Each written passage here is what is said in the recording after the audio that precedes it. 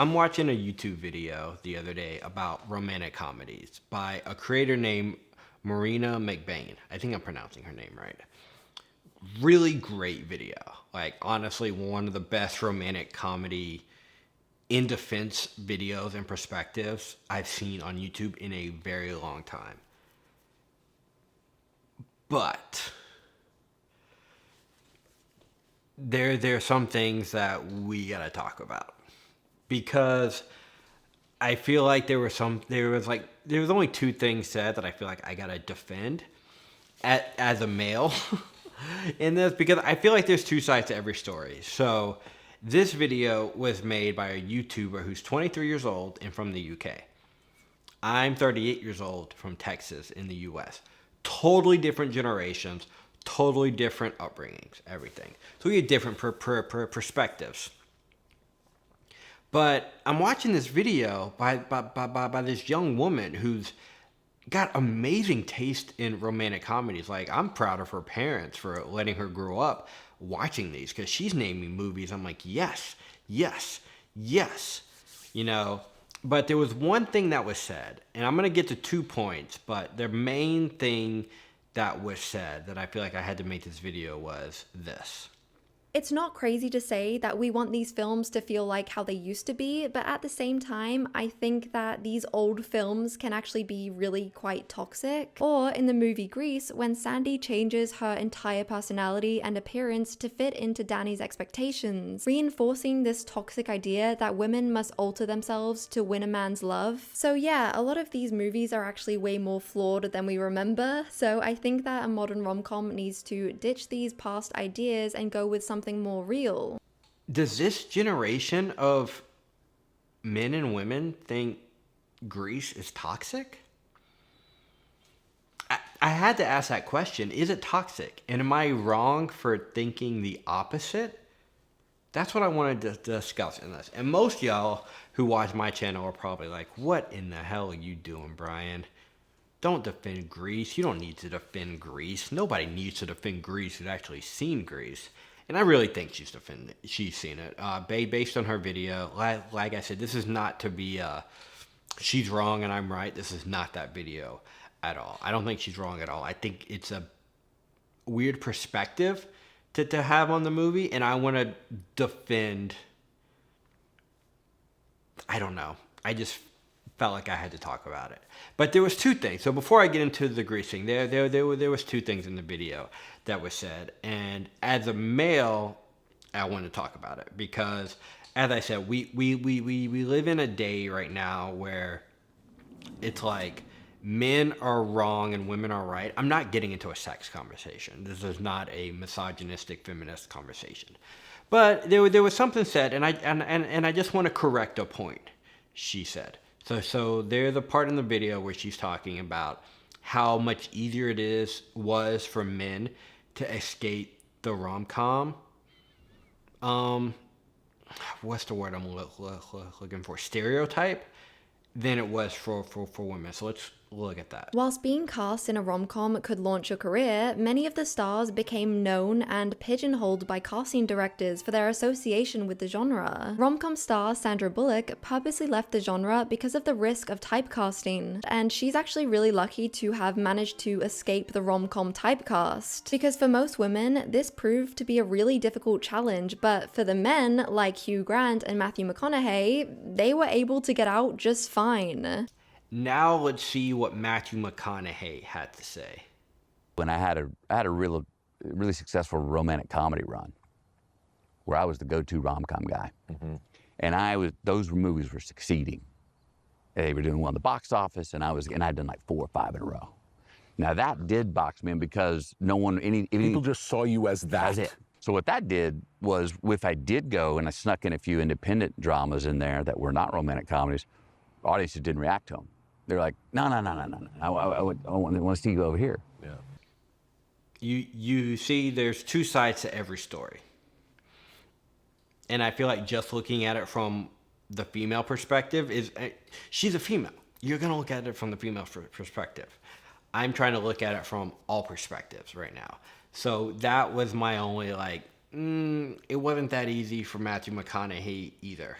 We're here to talk about Grease. I just wanted to throw that in because it was like, let me add something you probably, some new information to your argument that you probably didn't know. That's all that was.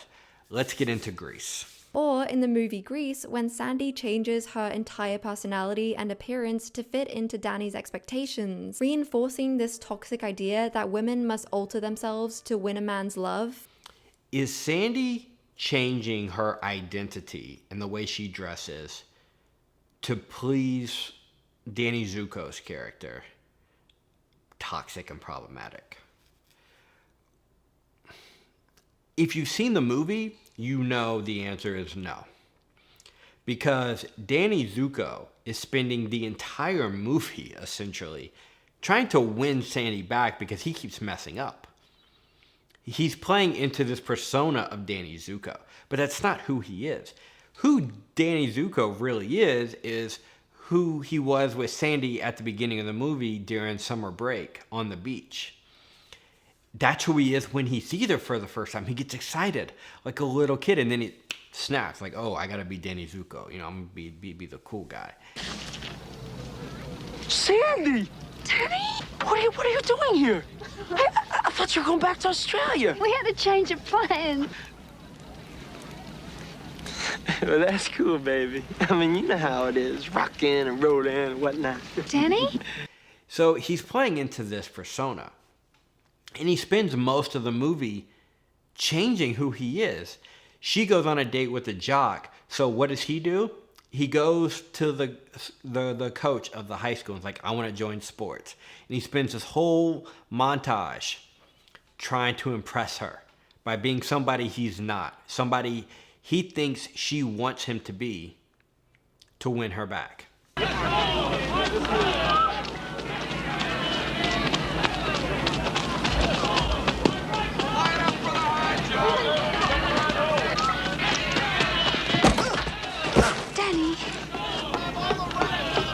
It has nothing to do with her. Her doing that at the end, which, by the way, is the most iconic scene in Grease. Tell me about it, stud. That's her decision. She didn't have to do that. Because if you look at the very end of the movie, he's dressed in a white Letterman jacket. He goes up to his friends. His friends are like, what are you doing, bro? You know, he changed. You gotta be kidding, man! Hey, whoa! Hey, what is this, Halloween? Where did you swipe this Letterman sweater, huh? I can't believe it. Danny Zuko turned jock?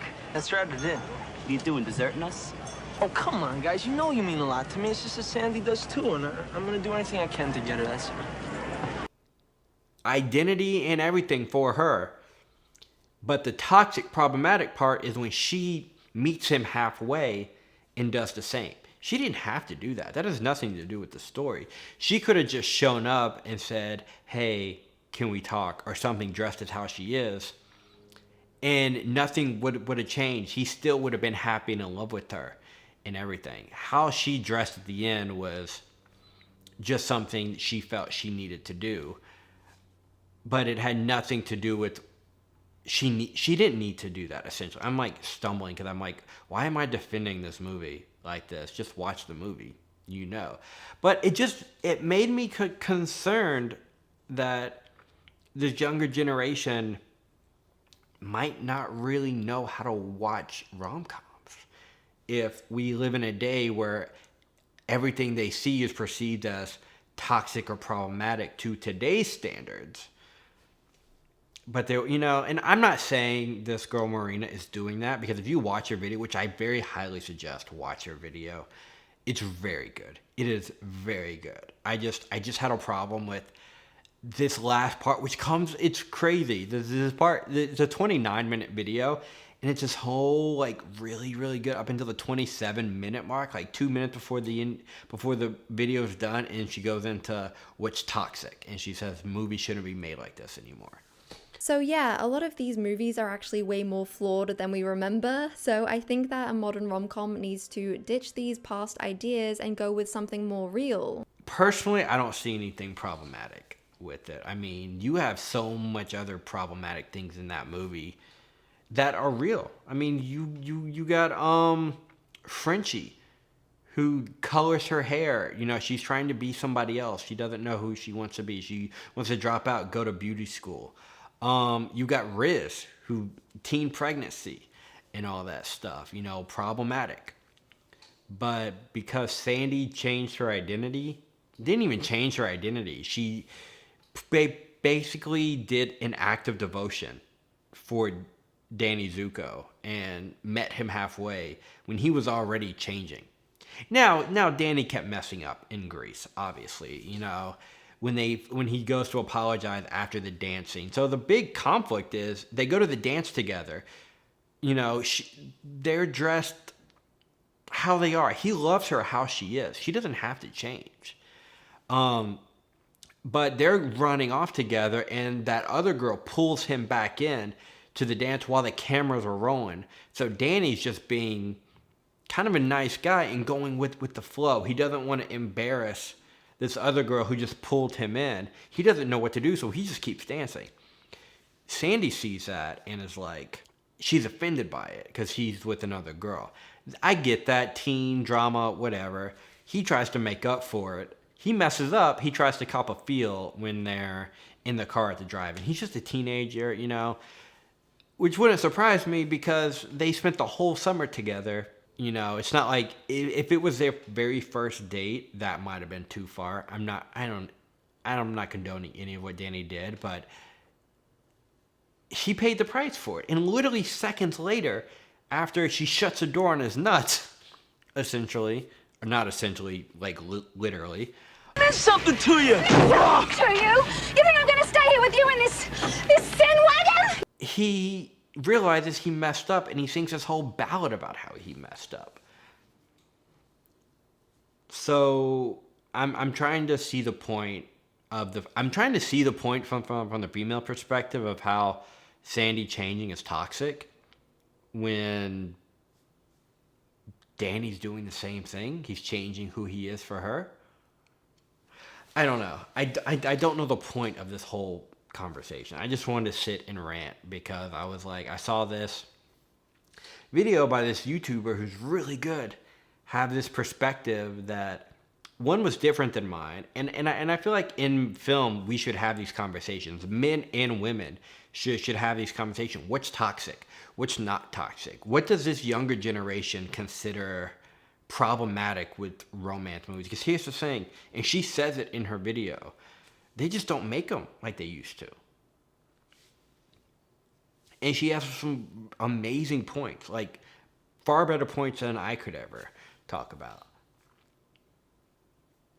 But I think calling Grease problematic for that reason is not really correct. I'm not saying that part she's wrong. I'm just saying it makes me sad if that's what this younger generation sees in Grease or any romantic comedy or musical from back in the day. Look at Cry Baby. If you've seen Cry Baby, Allison changes who she is for Johnny Depp's character. You see the very end of the movie. She goes from being, you know, the Sandra D, and, you know, Mr. Sandman, to the next scene on the car in the red dress singing Please Mr. Jailer.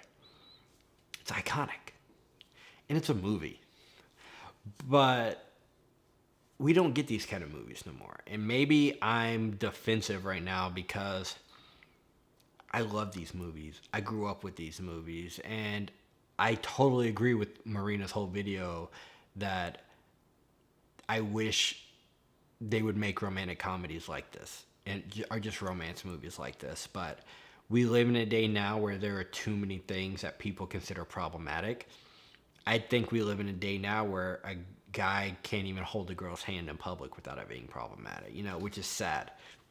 And maybe I'm wrong for thinking this. I'm old school, you guys. I still believe in handwritten love letters, opening the door for a woman and asking a father for his daughter's hand in marriage. I still believe in these older values.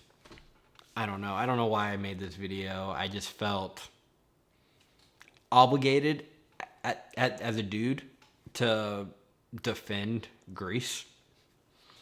because I love the movie so much, and I love this genre so much. But if you haven't seen her video, I put the link in the description below. Very high recommend, but it just makes me sad if that's how some people see Grease.